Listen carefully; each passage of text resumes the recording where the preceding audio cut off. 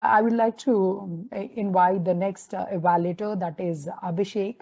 When I asked him what does he feel about the theme, he said like he would like to uh, take the day the way it is going on, but he definitely given us the advice that there may be ups and downs in life, but we must all take it as a positive and try working a solution for it. Over to you, Abhishek. Thank you again, Toastmaster Neeraja. Good afternoon again, fellow Toastmasters.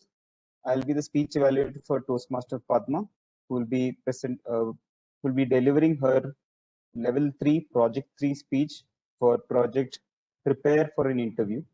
The purpose of this project is for the member to practice the skills needed to present herself well in an interview. The member, for the benefit of all the Toastmasters here, the member Toastmaster Padma has designed interview questions for the interviewer who will be played by Toastmaster Indu. And those questions are specific to their skills, abilities, or any other content that Toastmaster Padma wants to practice. So over to Toastmaster Padma, Toastmaster Neeraja. Yeah, and all the best. Sure. Thank you, Abhishek. So, coming to our speaker, Padmavati Mohan, yeah, I wouldn't ask her the question on how does she feel about every day is a fun, but I definitely can say that she's a fun-loving person because I've seen her at the area contest. I think she's a go-getter, actually. She planned everything in days, actually, not weeks. And I was very happy to be part of that contest and then help her out. And if you haven't heard her YouTube channel, that is Padma's Food Story, you must go and visit. She keeps posting a lot of good, interesting recipes over there. One of the best is tomato chutney for a pesara too. That was my favorite. So, and the speech title of Padma's speech is Still Dwelling. And would you want to know more about it? Over to you, Padma. Thank you so much, TM Nirja. So just a quick change with what Abhishek just mentioned. Indu would be interviewing me and I would be answering the questions. Just wanted to correct that. And Indu is going to be the most important person today and not me. So I'm going to hand it off to Indu. Thank you, Padma. Hi, everybody. What an amazing gathering today, and it's a pleasure to know you better, Padma. So these words, whenever we say Padma, we hear YouTuber, the amazing cook, the person who wants to try so many things, an area director, so much more. But if I have to ask you, who is Padma? Padma is just a normal homemaker, working woman, a daughter, a wife, and a friend. That's all. I do not believe in title, and that's why I'm just Padma Mohan with all of you. That's what I would say. Fantastic. Okay, so out of all of your huge list of adjectives before you come in, before Padma comes in, you hear all of these words. One that stands out for me and something that I'm deeply interested in is food. So I'm going to be asking you food questions and going to make everybody really hungry this Friday afternoon. So how did it all begin, Padma? We've seen your YouTube channel, you're on Instagram. How did it all begin? Where did the spark come from? I started cooking from the age of 5. Even when I didn't know how to chop, that's because I had my preference of eating ever since then. I was a person who never eat chicken. So every Sunday when there's chicken curry at home, I would just walk up to dad and tell daddy, can I please take one onion and one tomato and then go into the kitchen, just, chop that and whip up some rice in it. And that's how it all started. I never knew I had so much of interest in cooking ever since then, right? I happened to get into this MasterChef contest. This is a corporate MasterChef. Don't be so wowed about it. I'm aiming for the actual MasterChef a little later. This is just a corporate MasterChef. In that, I was striving to go be the winner. I couldn't win. And my brother just came by and told, Akka, you know what? Forget it. It's okay if you don't win it there. We know that you are the best cook in our family. And unfortunately, I lost my brother. Ever since I've lost him, and even before that, the idea of cooking was always in my mind to do something about it. Especially to the crowd in our forum right now. How many of us think that cooking is very difficult? It's time consuming. It's going to, I hate chopping vegetables. I hate all these old methods of cooking. There are many of us like that, right? I just want to make the life easy for you guys and tell that, you know what? 15 minutes, you can get done what you want to eat. You don't have to put your phone, look at your phone, keep waiting for a Swiggy guy to call you back after your order. So that's my attempt, and that's how this particular YouTube thing was born. Fantastic. Now my son comes asking for that one onion and tomato. I'm going to happily hand it over to him. If this is future, fantastic. Okay, I have always wanted to ask this question to fabulous Instagram handles that talk about food. What takes longer? I need an honest answer. What takes longer? Actually cooking or editing those videos? Editing those videos and arranging things for cooking is what takes time, not cooking. Cooking just gets done like this. But when a videographer is videoing it, because unlike other YouTube channel, right, cooking cannot go hand in hand. I cannot put the camera here and keep, stirring the curry. That will not happen. It will not look professional, right? So when he's coming, zooming into it, I put some mustard and it's like, Padma, I couldn't capture. Could you do it again? I was like, okay, put that pan aside, put another pan, and then zoom it in. And then okay, are you ready now? And then go, kind of put in the mustard. So what is more difficult is anything else, but not the cooking. Cooking is the easiest thing, actually. Fantastic. I always wanted to know this. My next question is, do you have any no mood to cook days? And what do you do then?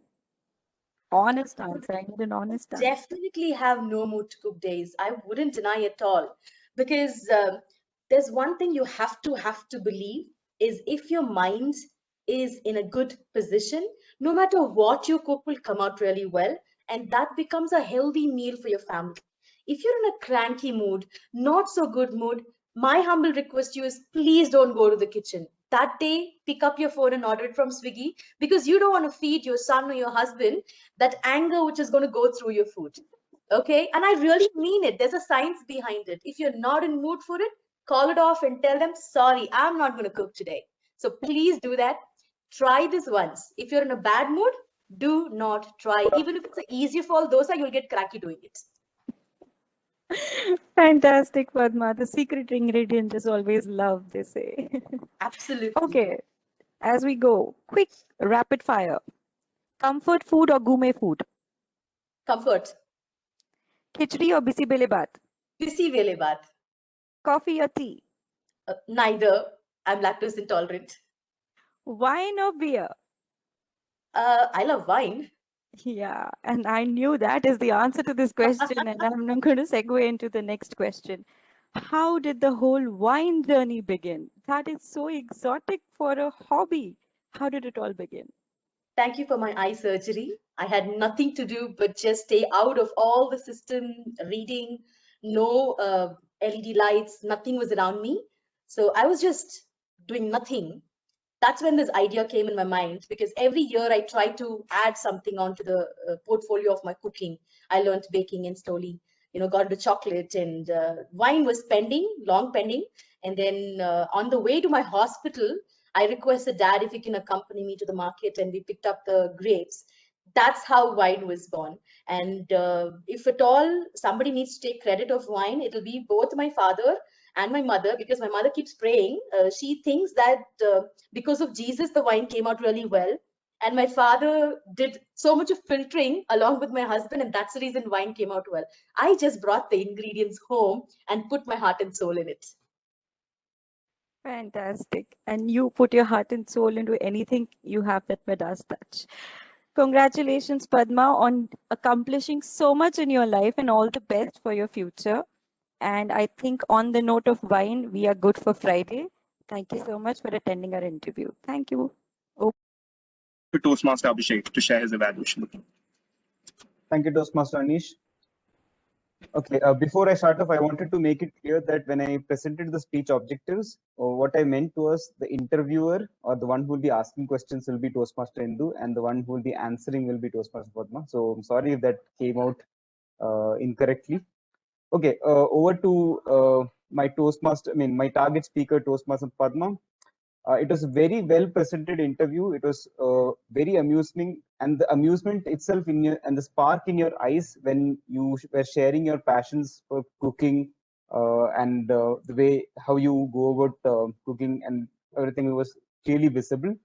And another in terms of the things where this interview or this whole project excelled was, even though it was an interview where you were answering questions from Toastmaster Hindu, you were also involving the audience, where you asked them whether they have taken the initiative to cook themselves, and also giving advice on what to do when you're in a bad mood and not to cook. And yeah, so things like that, that was really interesting because you are not just keeping it a dialogue between yourself and Toastmaster Hindu, you're also involving the audience so that they felt like they were in on the conversation. So that was very nice. Also, the whole interview was very informative. You told us about how you go about creating those YouTube videos and what goes into creating that and what are the challenges associated with that. Also, you had a lot of good anecdotes about how, again, that mood plays a big role in how your meal turns out. So those are very informative and very amusing as well. Now, coming to areas where you can probably work upon, the main thing, first of all, I felt a little disconnect with was the topic of the speech, still dwelling. I wasn't sure how that related or intertwined with the theme of the speech or the content in the speech and probably the interview rather, and it was probably not made clear as well. So that's something that you can look upon. And just coming to the project itself, I wasn't sure if there was some specific speaking skill or a non-verbal skill that you wanted to focus or improve upon, as mentioned in the project. But I realized that you are a very apt speaker. You are a very adept speaker, so you are wonderful in your speaking, and that came out within your interview. Also, the last thing was the format of the interview itself was good, but it felt like in Toastmaster Hindu was interviewing, say, a celebrity. So it started off with asking you about who you are, and then delving into your passion. And there was a rapid fire round as well, as we have seen in many such interviews, to find out about your interests. And one thing was the ending as well felt little abrupt. It's probably because of the time, but that's something that maybe we could have given a round of the entire content spoken in the interview. So to challenge yourself, I would say that again, this was an interview focused on the things or the passion that you were very comfortable with, and that came out in the interview. It felt like you were in your comfort zone. So probably next time you can have or put yourself in the shoes of a interviewee who is preparing or who is talking about something that's not that familiar to them, and see how your body language and your vocabulary comes out in that context. So with that said, overall it was a very well presented, amusing speech, and all the best for your future speeches.